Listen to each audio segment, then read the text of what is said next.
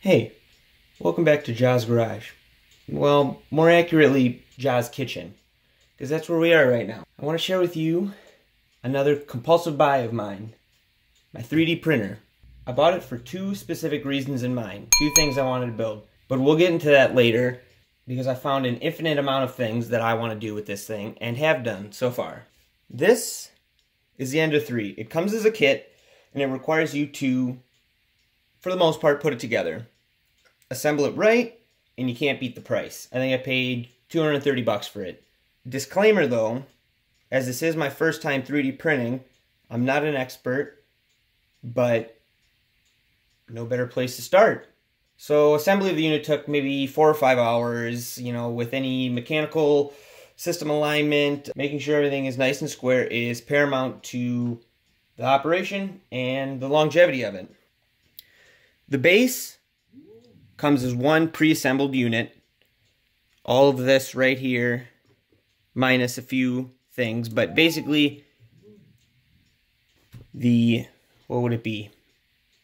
X-axis is already mounted on these aluminum extrusions, and the motor's already hooked up. So you're all set there. Now you screw these aluminum extrusions, which proved to be the most difficult part. You screw them in from the bottom, and you want to make sure that these are perfectly square in both axes.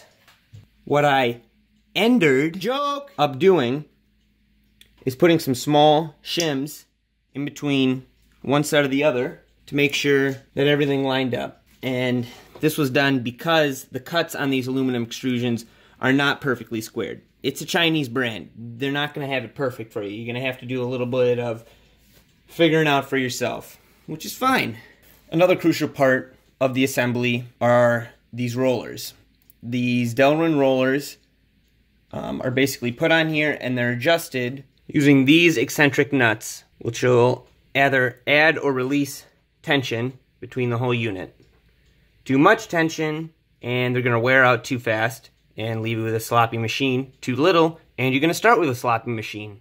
Easy as that. Conquer those two obstacles, and you're going to have yourself one mighty fine machine. The rest of the assembly is pretty straightforward. Now, the one cool thing about this unit is that there's a massive community of people upgrading machines using none other than 3D printed parts. Here's what I've done. Adjustable belt tensioner. Another adjustable belt tensioner. Storage box. Better cooling. Filament relocation bracket. Cable chain. Cable clips. More cable management. Screen circuitry cover. Fan cover. Glass and PEI build plate. Extruder illumination. Build plate illumination. Even better cooling. Power regulation modules and enclosure. Raspberry Pi and enclosure. Camera and camera bracket. All those upgrades turn this into one mighty fine 3D printing machine. Of course, this is my first, so I don't have any sort of comparison, but I think it's pretty good. So enough of that, let's build a part. Alright, let's make a part. You got SolidWorks open.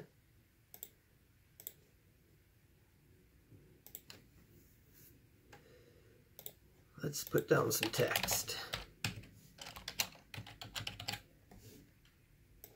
Make it bold. And if you want to look smart, use Tahoma.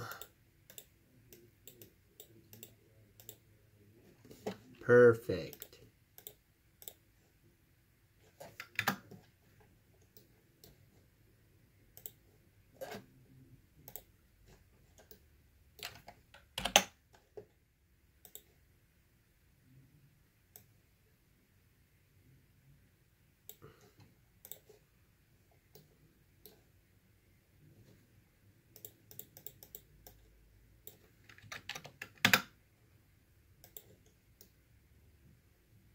That looks good enough. Alright, now we will save it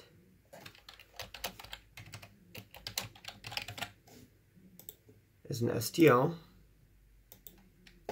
which will convert it to something that our slicing program, in this case I'm using Cura, will be able to read. We'll insert it, orient it in a way that is easily printable.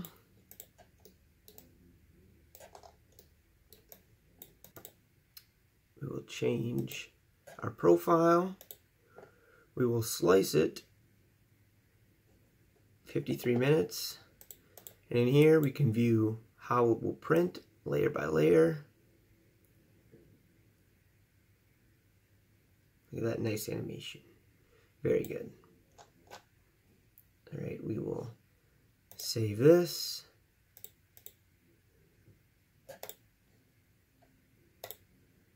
We'll open up Octoprint, which is running on the Raspberry Pi, connect to the printer, upload our file. We are going to turn the time lapse on so we can see it print. And print it. It'll start heating up the bed and the nozzle, and it will execute the printing.